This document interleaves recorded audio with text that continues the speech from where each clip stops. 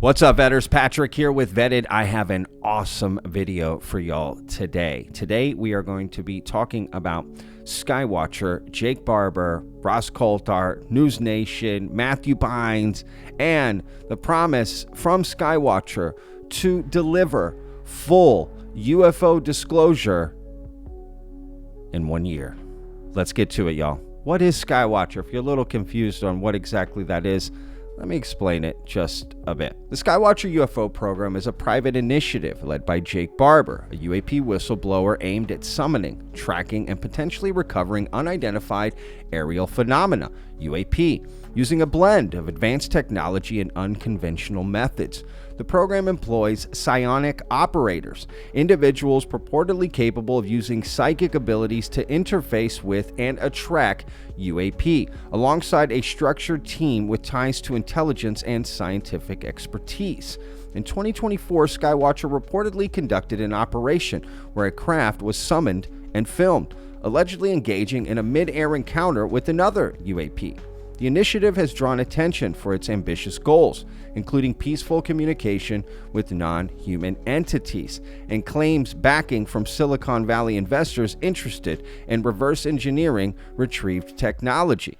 Despite its high-profile approach and collaboration with figures like scientist Gary Nolan, it has sparked debate over its methods and evidence quality within the UFO research community.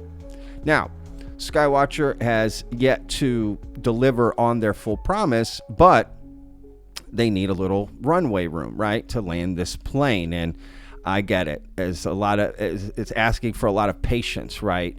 I, for one, okay, you made the claims. Let's see what happens. Let's see what happens, and we'll go from there, right? I do need to remain open-minded. Am I skeptical? Yeah. Well, of course, because this is something that's never done before, right? Why wouldn't I be skeptical of this? Doesn't mean I'm not open to it and positive or optimistic even about this, right? And honestly, as part of my documentary that I'm going to be making, looking into psionics and my own journey, I hope that Skywatcher will be a part of that to some extent. Maybe I'll get to go to an event, maybe speak to Jake, something along those lines. I'm working on that now, but yeah, I get it. People are skeptical of this because there's a lot of promises made, and not just promises, the promise, the one promise we're all asking for as humanity and have asked for since the beginning of time, since we knew to even ask that question, which is, are we alone, right? Someone can answer that question, it being one of the top 3 questions that faces humanity, period, right? What happens after we die? Are we alone? What's inside of Pop-Tarts? I'm just saying, these are the things that humanity struggles with, right? So let's get to this interview that Jake Barber and Matthew Pines just did on News Nation to talk more about what they have coming up, what they've seen, and what do we make of these conclusions, right? So let's take a look. Jake, when you and I first met, one of the things you told me, and I remember thinking this is just off-planet stuff, it sounded crazy, but you're actually doing it. You talked to me about the idea that we don't need to get government verification of the phenomenon, that good science can prove what you suspect or know to be the case, that there is this phenomenon that can be independently verified. At the heart of what you were telling me, though, was the intention to ultimately invite a craft to land. Are you still planning to do that? We're certainly open to it. We would love that if that happened. I mean, getting to experience exotic material would be amazing. I think that would be, I think everybody wants that. And yeah, it would be nice to have government involvement, but this is, this isn't just in this realm. There's the private sector and there's the government sector. And we've seen how each of those sectors has handled a variety of goods and services and has produced things. And there's pros and cons to each, whether you're trying to build a bridge or manage a department of administration for some function. And it's the same in this realm. It's unavoidable. Again, we're doing everything, legally.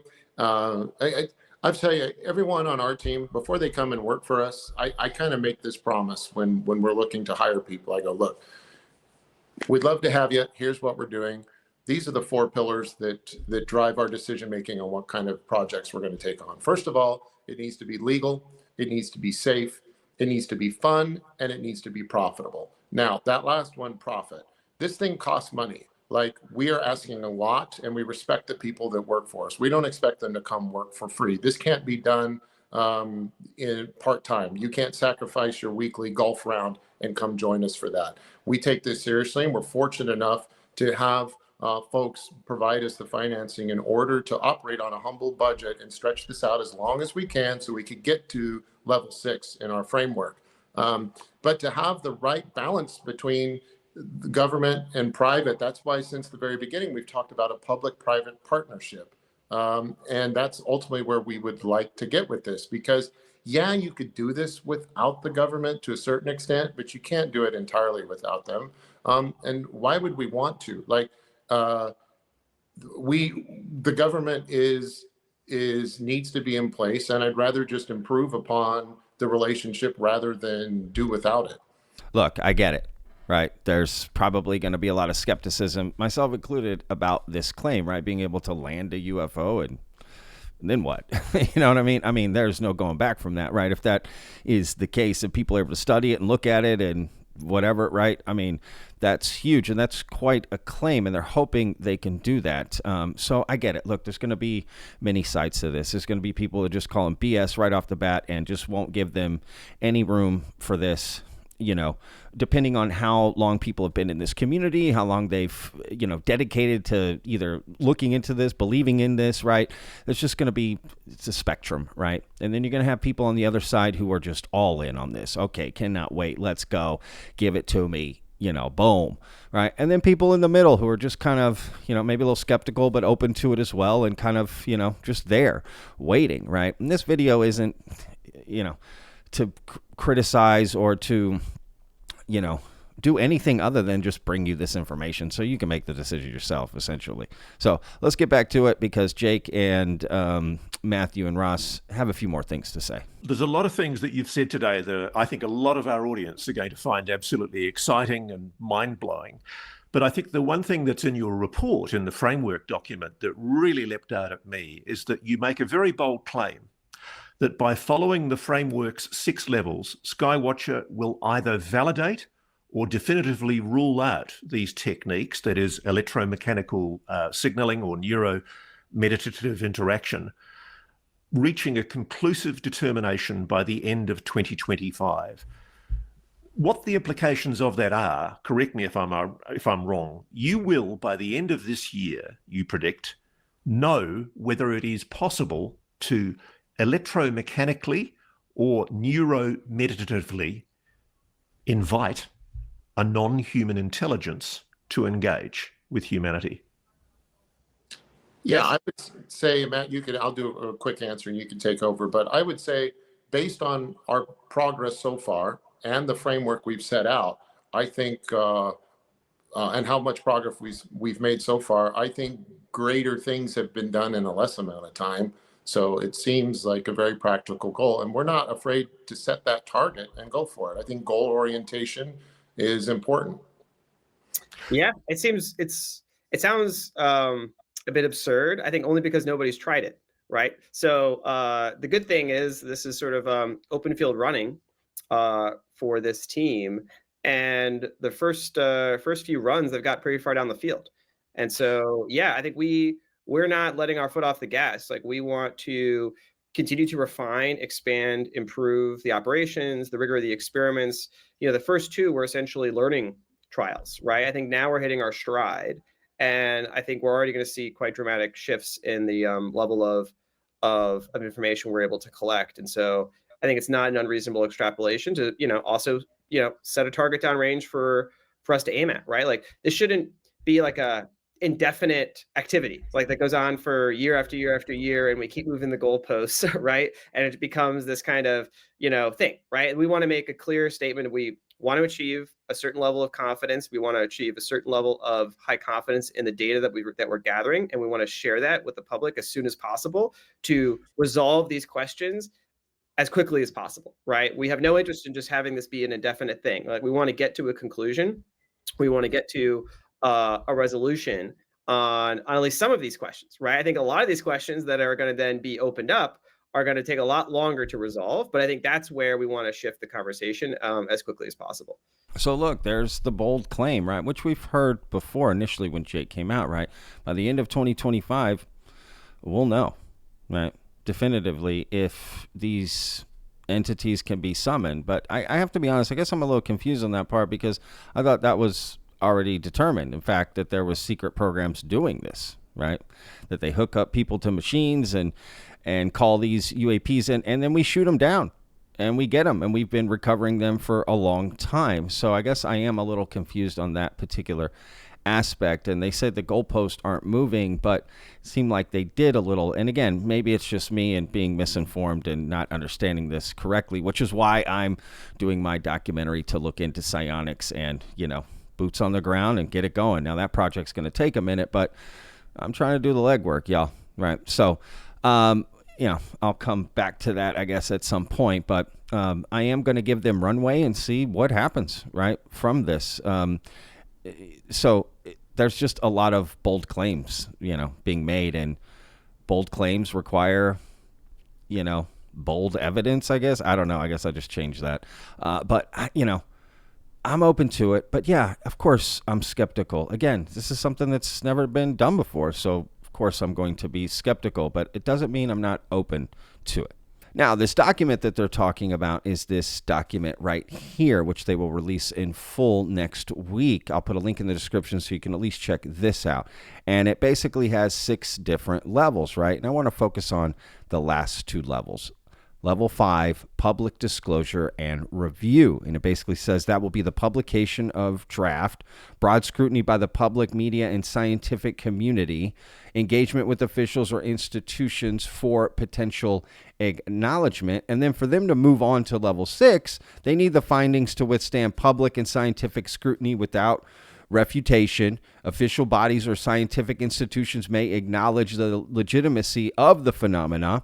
The phenomena is widely recognized as real, albeit not yet fully understood, setting stage for final conclusions, which is level 6, full disclosure and integration.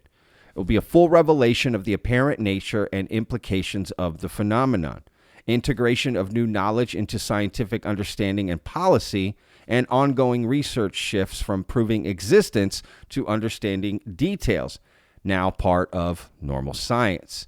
And that basically will be conclusive evidence is obtained and accepted. If applicable, authorities confirm any previously secret information.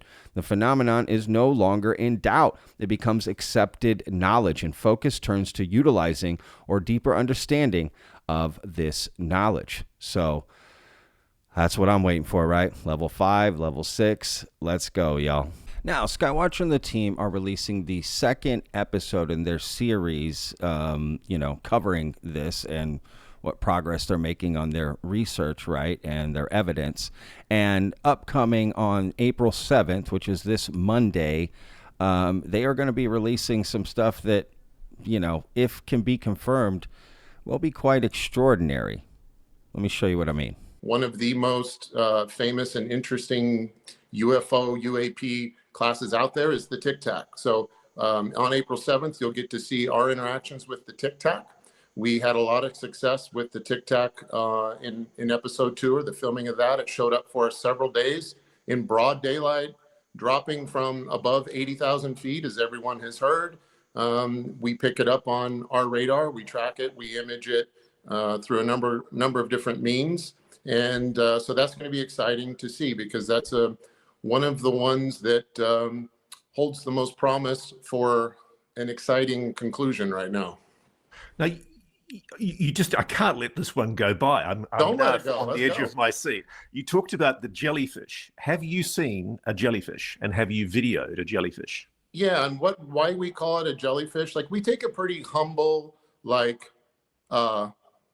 kindergarten approach to our classifications to make it simple for everyone. Like, it literally just looks like a jellyfish. It looks like a head of a mushroom with tentacles, and there seems to be like electrical pulses that go up and down between the head and the tentacles. And I don't want to get too much into it because I want to allow my teammates that we're going to be introducing in episode 2 a chance to go into this. And they have a very specific story to tell there, and I don't want to spoil it for them, but I can understand. You want to save the best for later. Can I ask you this though? Of the 9, you talk about the three subclasses, if you like. Yeah. Can you categorize for us in a descriptive term the 9 classes that you're talking about? No, I'll say that. I will just say again that the classes come from 3 broader categories. We've got basically what look like craft or machinery.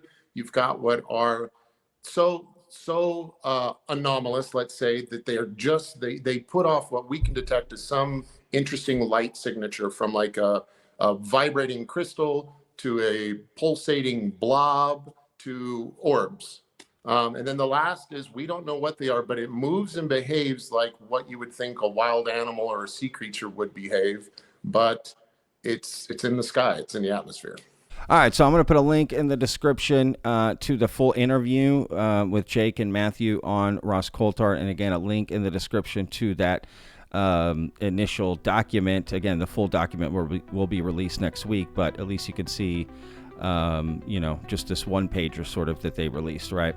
And look, if they release a video of this jellyfish and it's pretty definitive, I mean, I'm open. Let's see it. I can't wait. So I will keep an open mind and see what they release. So again, links in the description. Go check it out for yourself. Make up your own mind.